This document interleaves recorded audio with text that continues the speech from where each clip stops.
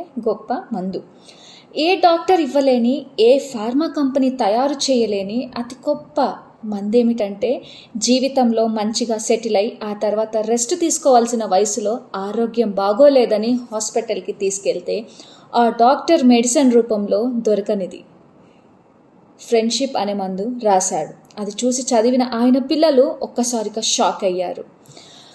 Doctor ఈ విధంగా వాళ్ళకి సమాధానం ఇచ్చాడు. మీ నాన్నగారు రిటైర్ అయ్యాక మీరందరూ ఆయన్ని ఇంటికి పెద్దరాయుడిగా చూసేసి నోటికి ప్లాస్టర్లు వేసేశారు. ప్రతి మనిషిలో ఒక వెలితి ఉంటుంది.